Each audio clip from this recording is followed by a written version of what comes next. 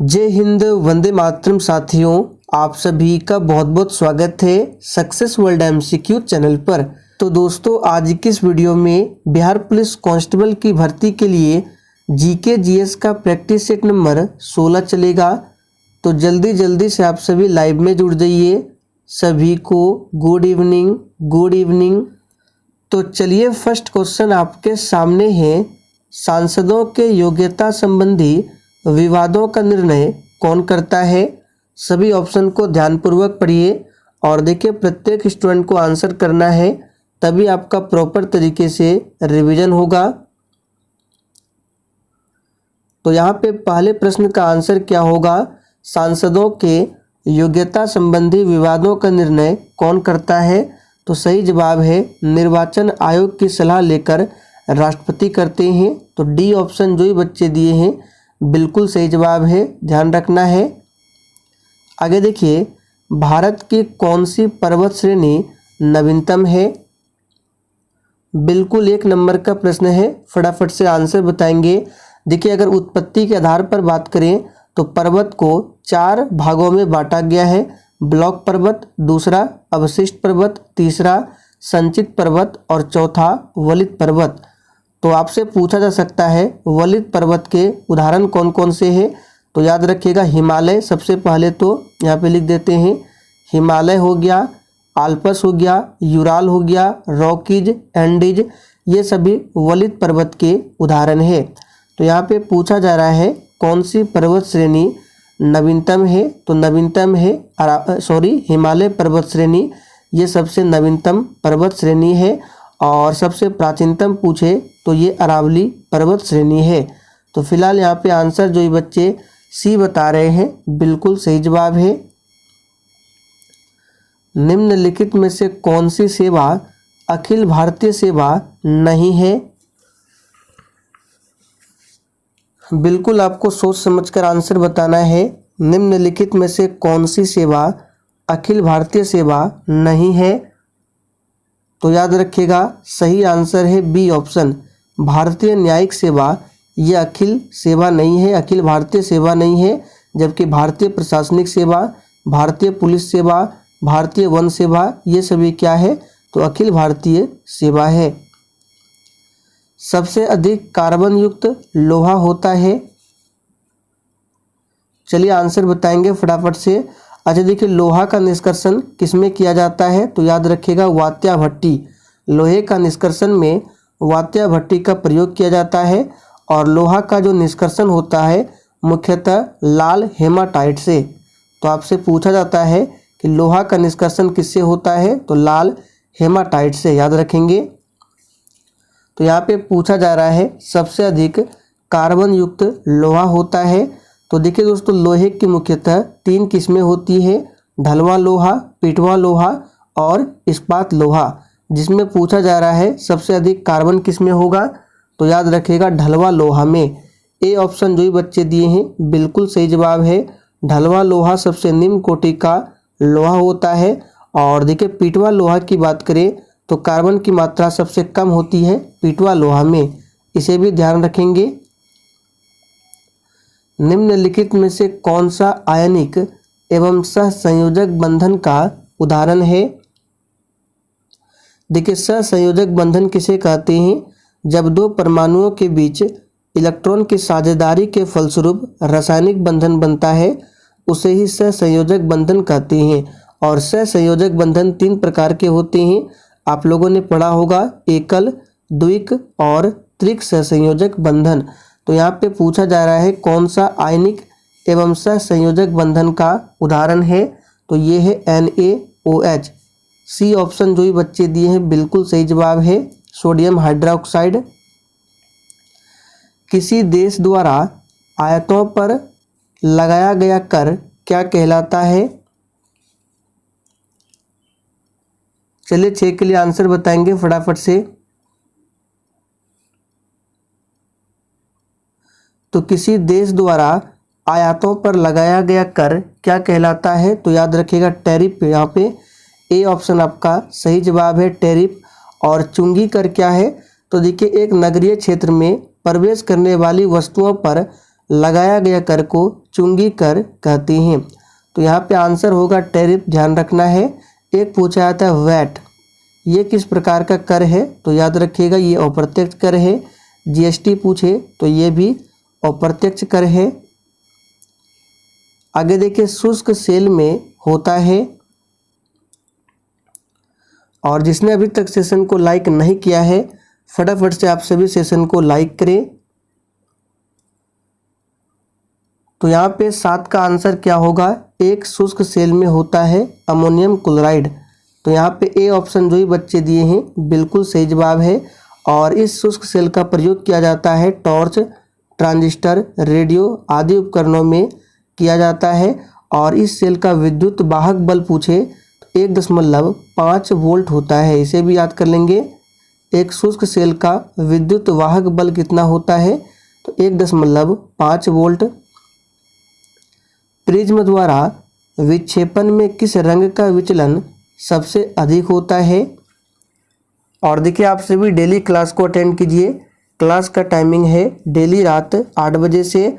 और देखिए अगर आप लोग करंट अफेयर्स या फिर टॉपिक वाइज जीके जीएस की क्लास करना चाहते हैं तो आप लोग डेली शाम 7:30 बजे क्लास को अटेंड कर सकते हैं। ये क्लास मेरे दूसरे चैनल पर होता है। उस चैनल का नाम है दिवाकर स्टडी IQ, या फिर उस चैनल का लिंक आपको इसी वीडियो के नीचे डिस्क्रिप्शन बॉक्स में मिल जाएगा, जाकर आप लोग देख सकते हैं। तो सबसे पहले प्रिज्म द्वारा जो विक्षेपण होता है ये क्या होता है? तो देखिए श्वेत प्रकाश को अपने अवयवी रंगों में जो विभक्त होने की क्रिया होता है उसी को बोला जाता है वर्ण विक्षेपण।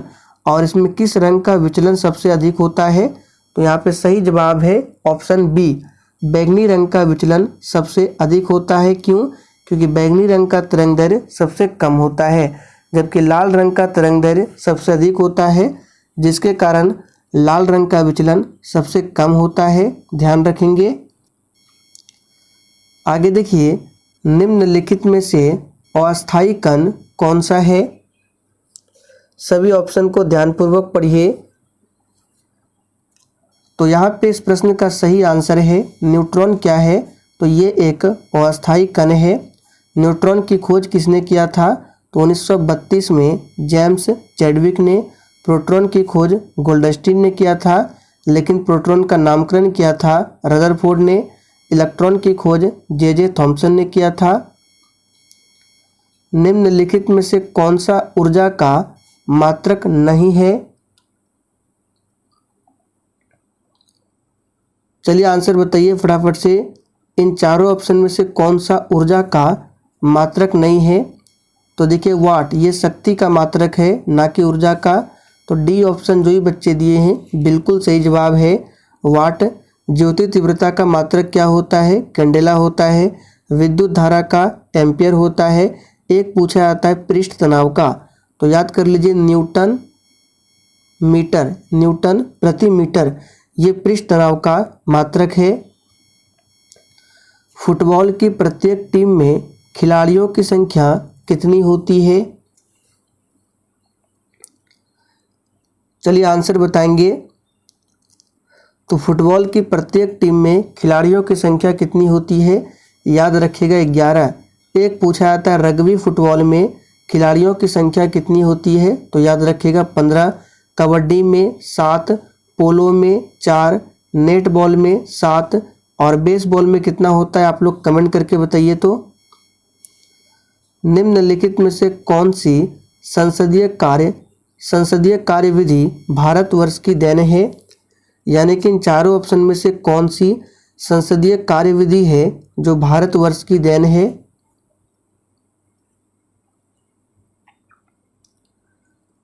तो यहाँ पे सही जवाब क्या है? शून्यकाल। ए ऑप्शन जो ही बच्चे दिए हैं बिल्कुल सही जवाब है शून्यकाल, ये भारतवर्ष की देन है।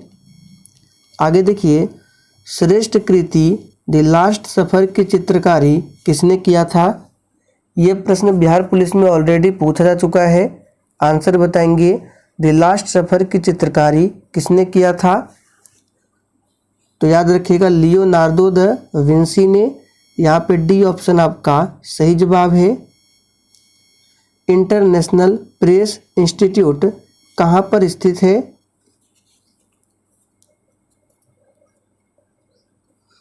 तो देखिए ये स्थित है ऑस्ट्रिया की राजधानी वियना में स्थित है। रोम ये इटली की राजधानी है। फ्रांस की राजधानी कहाँ है? पेरिस है। लंदन किस नदी के किनारे बसा हुआ है? तो ये टेम्स नदी के किनारे बसा हुआ है लंदन। पेशवा वंश की स्थापना किसने किया था? चलिए 15 के लिए आंसर बताइए फटाफट से। पेशवा वंश की स्थापना किसने किया था? तो यहाँ पे जो ही बच्चे सी बता रहे हैं बिल्कुल सही जवाब है। बालाजी विश्वनाथ ने पेशवा वंश की स्थापना की थी। शिवाजी महाराज ने मराठा साम्राज्य की स्थापना की थी। भारत में गन्ने की सर्वोच्च उत्पादकता किस राज्य में है? चलिए आप सभी 16 के लिए आंसर बताएंगे। ये प्रश्न भी बिहार पुलिस में पूछा जा चुका है। भारत में गन्ने की सर्वोच्च उत्पादकता किस राज्य में है? तो यहाँ पे 16 का आंसर जो ही बच्चे ऑप्शन ए बता रहे हैं उनका बिल्कुल सही जवाब है उत्तर प्रदेश में। ध्यान रखेंगे। और भी इम्पोर्टेंट प्रश्न है, जैसे कि आपसे पूछा जा सकता है कहवा का सबसे अधिक उत्पादन कहाँ पर होता है? कर्नाटक में। बाजरा का पूछे तो राजस्थान में। चना पूछे तो मध्य प्रदेश में। जूट पश्चिम बंगाल। चावल पश्चिम बंगाल। इन सभी प्रश्नों को ध्यान रखना है। जैन और बौद्ध धर्म में क्या समानता थी?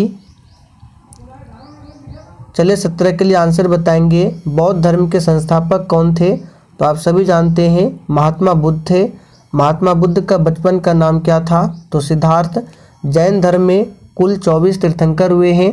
पहले तीर्थंकर का नाम ऋषभदेव है। 23वें तीर्थंकर का नाम पार्श्वनाथ है। और 24वें और आखिरी तीर्थंकर का नाम है वर्धमान महावीर। तो यहाँ पे 17 का आंसर क्या हो जाएगा? जैन और बौद्ध धर्म में क्या समानता थी? तो पशु बलि का विरोध, ये दोनों में समानता थी जैन और बौद्ध धर्म में। एकता का क्या अर्थ है? चलिए आंसर बताइए फटाफट से। एकता का क्या अर्थ है? तो यहाँ पे देखिए सी ऑप्शन को ध्यान से देखिए। तनख्वाह के बदले सैनिकों को दिया जाने वाला भू अनुदान, ये एकता का अर्थ है। और एकता प्रथा को किसने समाप्त किया था ये भी पूछा जाता है। तो अलाउद्दीन खिलजी ने एकता प्रथा को समाप्त किया था। टैगा अथवा कोनधारी वन प्रदेश में मिलने वाली सबसे महत्वपूर्ण मृदा कौन सी है? चलिए 19 के लिए फटाफट से आंसर बताएंगे। तो टैगा अथवा कोनधारी वन प्रदेश में मिलने वाली सबसे महत्वपूर्ण मृदा है पॉडजोल। यहाँ पे डी ऑप्शन आपका सही जवाब है। और भारत में पूछे सबसे अधिक विस्तार किस मिट्टी का है? तो जलोढ़ मिट्टी का है। जलोढ़ मिट्टी दो प्रकार की होती है। पुरानी जलोढ़ मिट्टी जिसको बांगर कहा जाता है, और नवीन जलोढ़ मिट्टी जिसको खादर कहा जाता है। ध्यान रखेंगे। वर्तमान में भारत में राष्ट्रीय आय की गणना कौन करता है? बहुत ही सिंपल प्रश्न है, आंसर बताइए। तो देखिए वर्तमान में भारत में राष्ट्रीय आय की गणना करता है केंद्रीय राष्ट्रीय संगठन। तो जो भी बच्चे सी बता रहे हैं बिल्कुल सही जवाब है। और आपसे पूछा जाएगा राष्ट्रीय आय में सर्वाधिक योगदान किस क्षेत्र का है? तो याद रखिएगा तृतीय क्षेत्र, जिसको सेवा क्षेत्र भी कहा जाता है। राष्ट्रीय आय में इसका सर्वाधिक योगदान है। योजना आयोग की बात करें तो इसके स्थान पर अभी नीति आयोग आ चुका है, जिसकी स्थापना 1 जनवरी 2015 को हुई थी। निम्नलिखित में से कौन सा बहुकोशिकीय प्राणी है? चलिए 22 के लिए फटाफट से आंसर बताइए। वेरी इंपॉर्टेंट प्रश्न है। तो यहाँ पे आंसर क्या हो जाएगा? स्पॉन्ज। ए ऑप्शन आपका सही जवाब है। स्पॉन्ज क्या है? बहुकोशिकीय प्राणी है। और स्पॉन्ज जो है ये पोरीफेरा संघ का जंतु है। पूछा जाता है एग्जाम में, यहाँ पे लिख देते हैं पोरीफेरा। पोरीफेरा संघ का जंतु है कौन? तो स्पॉन्ज। और पोरीफेरा संघ के जंतुओं में सभी जगह छिद्र होते हैं, और इस संघ के जंतु जो है सरल बहुकोशिकीय होते हैं। एक पूछा जाता है कि तिलचट्टा किस संघ का जीव है, तो याद रखिएगा तिलचट्टा जो है ऑर्थोपोडा के अंतर्गत आते हैं। और तिलचट्टा के हृदय में कितने कक्ष होते हैं, तो 13 कक्ष होते हैं, इन सभी को ध्यान रखें। ध्रुवीय क्षेत्रों में हिम रेखा स्थित होता है, तो देखिए ध्रुवीय क्षेत्रों में हिम रेखा समुद्र तल पर स्थित रहता है, तो यहाँ पे 23 का आंसर क्या होगा, ऑप्शन ए समुद्र तल पर। बंगाल का विभाजन किस वर्ष में हुआ था, चलिए 24 के लिए आंसर बताइए। बंगाल का विभाजन किस वर्ष में हुआ था, तो बहुत ही सिंपल है, लॉर्ड कर्जन के समय में 1905 में बंगाल का विभाजन हुआ था। 1906 में क्या हुआ था, तो मुस्लिम लीग की स्थापना होती है ढाका में, याद रखिएगा। और किसने किया था, तो सलीमुल्लाह खान ने, जिसका प्रथम अध्यक्ष था आगा खां। टीका लगने के बाद शरीर में किसका निर्माण होता है, एक भी प्रश्नों को स्किप नहीं करना है। चलिए आंसर बताइए, टीका लगने के बाद शरीर में किसका निर्माण होता है, तो याद रखिएगा एंटीबॉडीज का निर्माण होता है टीका लगने के बाद। तो 25 का आंसर है बी ऑप्शन। तिल्ली को कहते हैं, चलिए आंसर बताइए, तिल्ली को क्या कहते हैं, तो देखिए तिल्ली को आरबीसी का कब्र गृह या शमशान घाट भी बोल सकते हैं, कब्रिस्तान, और रक्त बैंक भी कहा जाता है।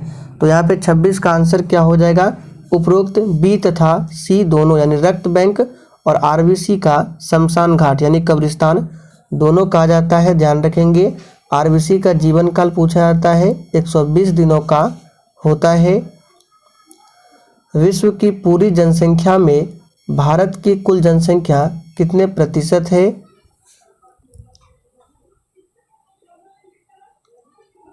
तो यहाँ पे 27 का आंसर क्या हो जाएगा, तो याद रखिएगा 17.5% है। ए ऑप्शन आपका सही जवाब है। और भारत का क्षेत्रफल पूछे, विश्व के क्षेत्रफल का कितना प्रतिशत है, तो क्षेत्रफल में 2.4% है, जबकि जनसंख्या की बात करें तो 17.5% है, दोनों को ध्यान रखेंगे।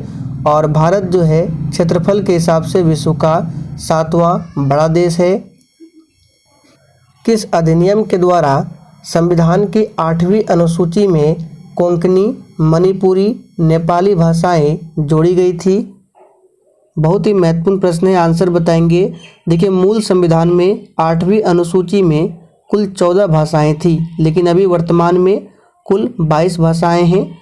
और 8वीं अनुसूची में जो जोड़ा गया है कोंकणी, मणिपुरी और नेपाली, ये 71वां संविधान संशोधन के तहत, ध्यान रखेंगे। ऊर्जा ग्राम कार्यक्रम की शुरुआत कब हुई थी, तो देखिए ऊर्जा ग्राम कार्यक्रम की शुरुआत 7वीं पंचवर्षीय योजना में शुरू हुई थी। तो यहाँ पे सही जवाब है डी ऑप्शन, 7वीं पंचवर्षीय योजना, ध्यान रखेंगे। भारत में प्रथम पंचवर्षीय योजना कब शुरुआत हुई थी पूछा जाता है, तो 1951, इसे भी ध्यान रखेंगे। ग्रुप ऑफ 7 यानी G7 की स्थापना कब होती है, तो देखिए G7 की स्थापना होती है 1985 में, डी ऑप्शन आपका सही जवाब है 1985 में। खाना पकाने का बर्तन होना चाहिए, चलिए 31 के लिए आंसर बताइए। तो देखिए दोस्तों, खाना पकाने का जो बर्तन है उच्च विशिष्ट ऊष्मा का और निम्न चालकता का होना चाहिए, तो यहाँ पे सही जवाब है सी ऑप्शन। विद्युत बल्ब का तंतु धारा प्रवाहित करने से चमकता है, परंतु तंतु में धारा ले जाने वाले तार नहीं चमकते, इसका रीजन क्या है, तो देखिए विद्युत बल्ब का तंतु धारा प्रवाहित करने से चमकता है, परंतु तंतु में धारा ले जाने वाले तार नहीं चमकते हैं, क्योंकि तंतु का प्रतिरोध तारों की अपेक्षा अधिक होती है। तो इसका सही जवाब क्या हो जाएगा, ऑप्शन सी, तंतु का प्रतिरोध तारों की अपेक्षा अधिक होती है। और विद्युत बल्ब का जो तंतु होता है किसका बना होता है, टंगस्टन का बना होता है। बल्ब में कौन सी गैस भरी होती है, निष्क्रिय गैस, ध्यान रखेंगे। और विद्युत और जो विद्युत बल्ब होता है ये विद्युत धारा के उसमें प्रभाव सिद्धांत पर कार्य करता है, तो इसे भी याद रखेंगे। भैगोरिया उत्सव का संबंध किस राज्य से है? चलिए आंसर बताइए 33 के लिए। तो भैगोरिया उत्सव का संबंध है मध्य प्रदेश राज्य से। आगे देखिए, भारत और पाकिस्तान के बीच शिमला समझौता कब हुआ था? चलिए आंसर बताइए 34 के लिए। और देखिए इसका पीडीएफ आपको टेलीग्राम पर मिल जाएगा। टेलीग्राम का लिंक इसी वीडियो के नीचे डिस्क्रिप्शन बॉक्स में है। तो शिमला समझौता कब हुआ था? आप सभी जानते हैं 1972 में, लेकिन यहाँ पे देखिए पूरा डेट दिया गया है, तो इसका सही जवाब है 2 जुलाई 1972। तो यहाँ पे बी ऑप्शन जो ही बच्चे दिए हैं बिल्कुल सही जवाब है, ध्यान रखना है। आगे देखिए, नाथपा झाकरी जल विद्युत परियोजना किस राज्य में स्थित है? ये प्रश्न में बिहार पुलिस में पूछा हुआ प्रश्न है। तो नाथपा झाकरी जल विद्युत परियोजना ये किस राज्य में स्थित है? तो इसका सही जवाब है हिमाचल प्रदेश में स्थित है। सी ऑप्शन जो ही बच्चे दिए हैं बिल्कुल सही जवाब है। देखिए एक पूछा जाता है, यहाँ से आपको बताते हैं। झेलम नदी, एक बार पूछा गया था कि झेलम नदी का प्राचीन नाम क्या है? तो याद रखिएगा वितस्तता।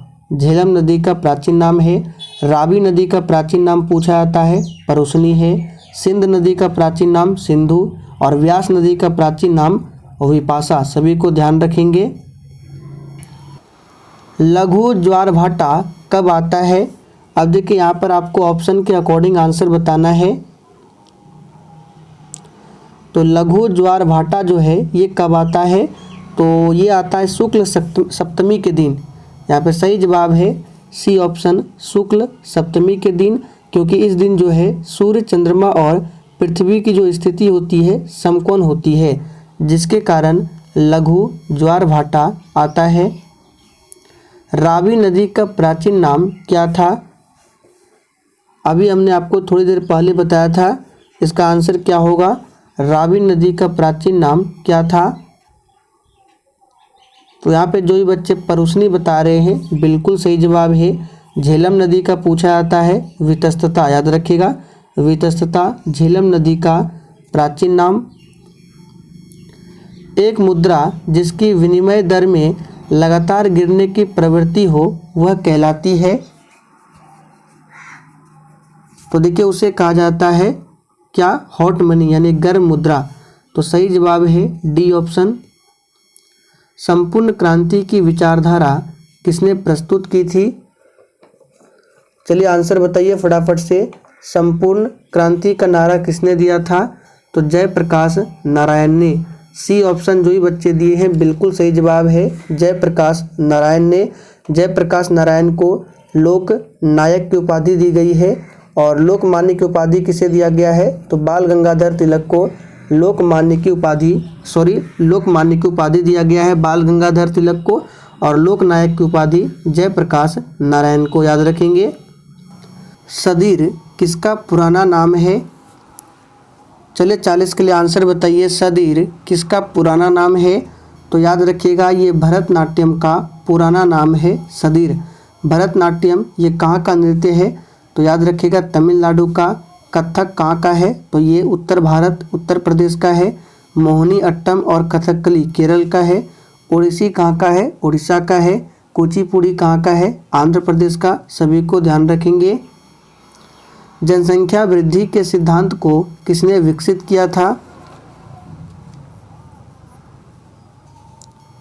तो यहाँ पे जो ये बच्चे सी बता रहे हैं बिल्कुल सही जवाब है। माल्थस ने जनसंख्या वृद्धि के सिद्धांत को दिया था। संयुक्त राष्ट्र विश्वविद्यालय कहाँ पर स्थित है? तो ये स्थित है कहाँ पर? जापान की राजधानी टोक्यो में। फलों में मीठापन के लिए कौन सी शर्करा उत्तरदायी है?